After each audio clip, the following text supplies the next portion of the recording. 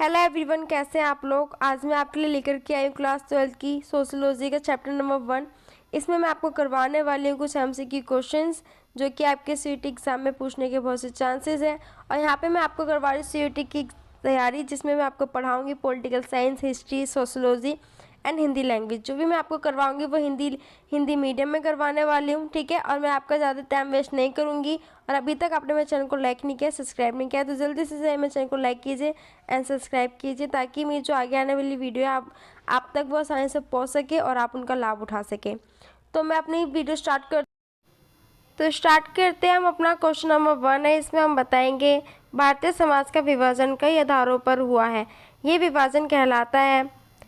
तो इसका आंसर है हमारा, पहला हम ऑप्शन पढ़ेंगे, समुदाय, उपनिवेशवाद, राष्ट्रवाद और वर्ग। तो जिसका आंसर है वह हमारा ए, समुदाय।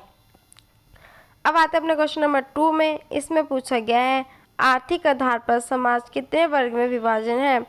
तो जो इसका ऑप्शन है 4, 5, 3, 2। तो जिसका आंसर है वो है हमारा सी, 3 भागों में विभाजित है। तो अब आते हैं हम अपने नेक्स्ट क्वेश्चन में, क्वेश्चन नंबर 3 में। इसमें पूछा गया भारतीय गांव की जनसंख्या सामान्य में कम होती है। तो कितने से कम होती है आपको इसमें बताना है। 4000 से कम होती है, 3000 से कम होती है, 5000 से कम होती है, 7000 से कम होती है। तो जिसका आंसर है वो हमारा सी, 5000 से कम होती है। अब आते हैं अपने क्वेश्चन नंबर 4 में। क्वेश्चन नंबर 4 में पूछा गया है ग्रामीण एवं नगरीय समुदायों को पृथक करने का मुख्य आधार। पहला ऑप्शन है जनसंख्या का आकार, सामाजिक संबंध की प्रकृति। ऑप्शन सी हमारा व्यवसाय की प्रकृति। ऑप्शन डी हमारा उपभोग की प्रकृति। तो जो इसमें जो ऑप्शन नंबर जो सी है हमारा उसका आंसर है व्यवसाय की प्रकृति। अब आते हैं अपने क्वेश्चन नंबर 5 में। इसमें पूछा गया है राष्ट्रवाद का अर्थ क्या होता है। तो जिसमें ऑप्शन है हमारा सामान्य सामाजिक पृष्ठभूमि, सामान्य जाति पृष्ठभूमि, सामान्य भौगोलिक पृष्ठभूमि, निम्न में से कोई नहीं। तो जिसका आंसर है वो हमारा डी, निम्नलिखित में से कोई नहीं। अब आते हैं अपने क्वेश्चन नंबर 6 में। इसमें पूछा गया है सामुदायिक विकास योजना का मुख्य उद्देश्य निम्नलिखित में से क्या था।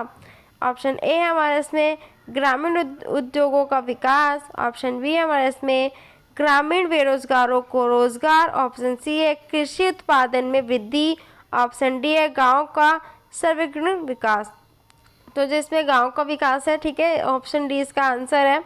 अब आते हैं अपने क्वेश्चन नंबर 7 में। इसमें पूछा गया है समाजशास्त्र का जनक कौन है। तो जिसका जो आंसर है वो है हमारा बी, क्रोम्ट, ठीक है, क्रोम्ट इसका आंसर है। अब आते हैं अपने क्वेश्चन नंबर 8 में। इसमें पूछा गया है सोसाइटी नामक पुस्तक का रचयिता कौन है।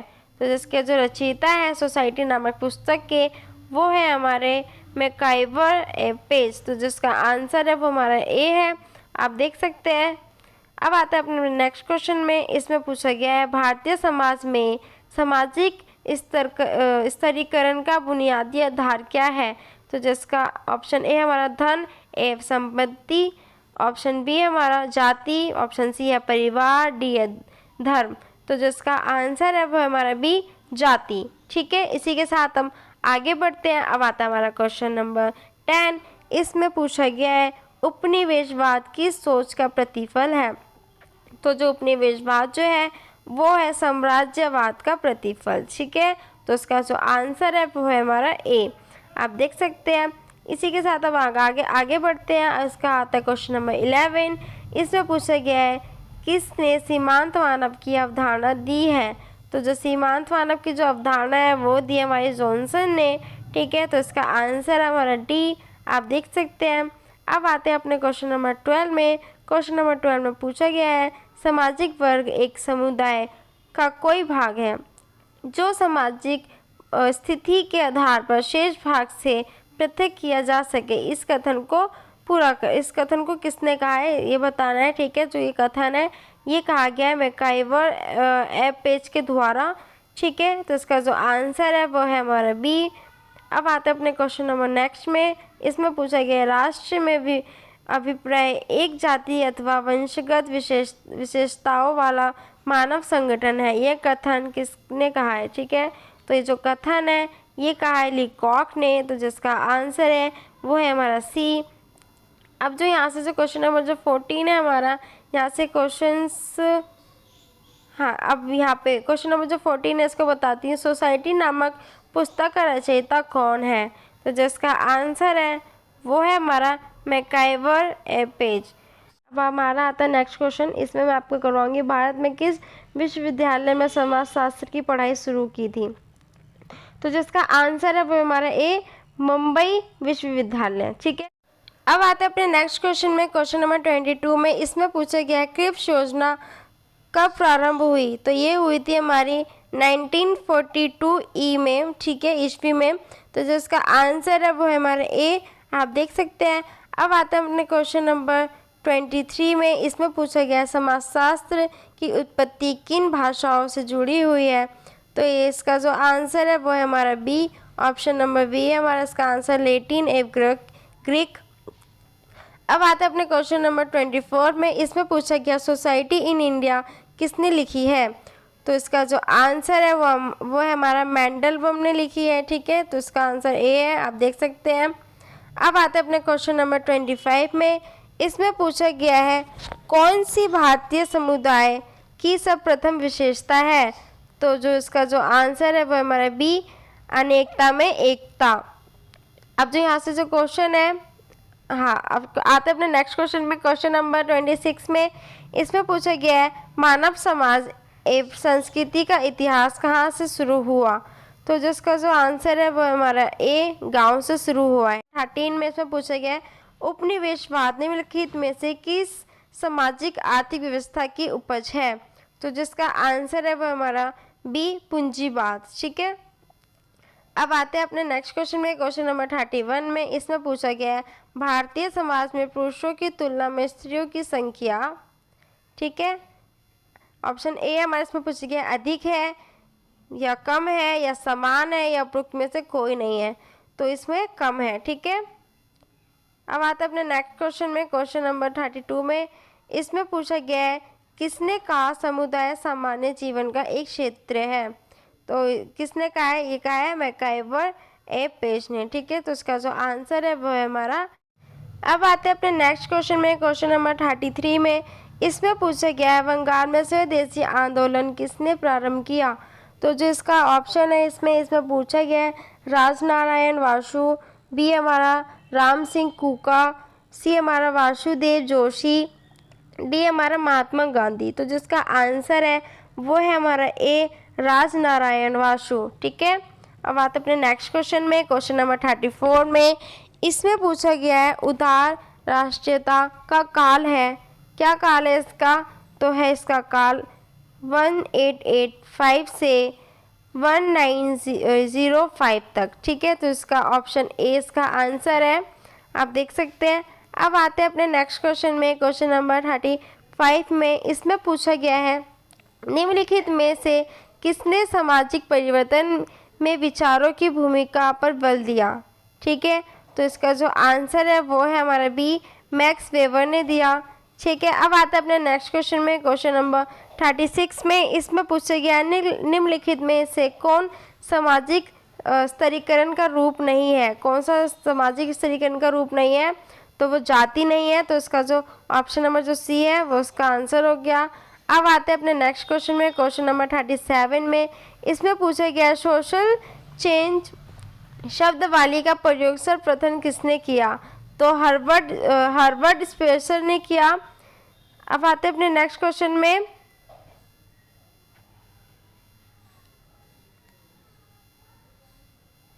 हाँ क्वेश्चन नंबर 38 में। इसमें पूछा गया है किस विद्वान ने समाज को सामाजिक संबंधों का जाल के रूप में परिभाषित किया है? तो जिसका आंसर है वो है हमारा डी, मैकाइवर एपेज ने।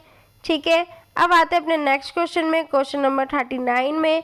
इसमें पूछा गया है निम्नलिखित में से कौन भारत का सबसे अधिक नगरीकृत राज्य है? अब आता है इसका जो आंसर है वो है हमारा बी, महाराष्ट्र। ठीक है, आई होप आपको समझ में आ रहे होंगे जितने भी क्वेश्चन मैंने आपको करवाए हैं। अब आते हैं हमारे नेक्स्ट क्वेश्चन में, क्वेश्चन नंबर 41 में। इसमें पूछा गया उपनिवेशवाद किसी विदेशी शासन द्वारा अपनी राष्ट्रीयता का दूसरे क्षेत्र में इस प्रकार प्रसार करना है जिससे कि उस क्षेत्र के लोग अपनी सभ्यता के मूल्यों और विदेशी शासन के परिवेश में स्थापित करने लगे। उपनिवेशवाद की उपरोक्त परिभाषा का संबंध किससे है? तो जिसका जो आंसर है वो है हमारा बी इसका आंसर है J.A. हॉब्सन। ठीक है, आई होप आपको समझ में आ रहा होगा। अब आते हैं अपने नेक्स्ट क्वेश्चन में, क्वेश्चन नंबर 42 में। इसमें पूछा गया है निम्नलिखित में से कौन भारतीय राष्ट्रीय कांग्रेस के संस्थापक थे? तो जो इसका आंसर है हमारा वो है हमारा C.A.O. होम। ठीक है, अब आते हैं अपने नेक्स्ट क्वेश्चन में, क्वेश्चन नंबर 43 में। इसमें पूछा गया है भारत में ब्रिटिश उपनिवेशवादी शासन की स्थापना के लिए निम्न में से कौन सा कारण उत्तरदायी है? तो जो इसमें जो आंसर है इसका आंसर डी है हमारा। अब आते हैं अपने नेक्स्ट क्वेश्चन में, क्वेश्चन नंबर 47 में। इस क्वेश्चन में पूछा गया है उदारवाद काल में भारतीय राष्ट्रीय कांग्रेस द्वारा इस काल का सर्वाधिक महत्वपूर्ण कानून इंडियन काउंसिल एक्ट किस वर्ष पारित किया गया? तो जो इसका आंसर है वो है हमारा सी। ठीक है, आप देख सकते हैं सन 1882। अब आते हैं हम अपने क्वेश्चन नंबर 48 में। इस क्वेश्चन में पूछा गया है सन 1905 ईस्वी में किस वायसराय द्वारा बंगाल विभाजन की घोषणा की गई? ठीक है, तो इसका जो आंसर है वो है हमारा बी लॉर्ड कर्जन। ठीक है, तो इसका जो आंसर ये है हमारा बी, आप देख सकते हैं। अब आते हैं अपने नेक्स्ट क्वेश्चन में, क्वेश्चन नंबर 49 में। इसमें पूछा गया असहयोग आंदोलन की पृष्ठभूमि तैयार करने में निम्नलिखित में से कौन सा कारण महत्वपूर्ण रहा? तो जो खिलाफत आंदोलन, रॉयल एक्ट आंदोलन, जलियांवाला बाग हत्याकांड, इनमें से सभी, तो ये सभी थे महत्वपूर्ण कारण।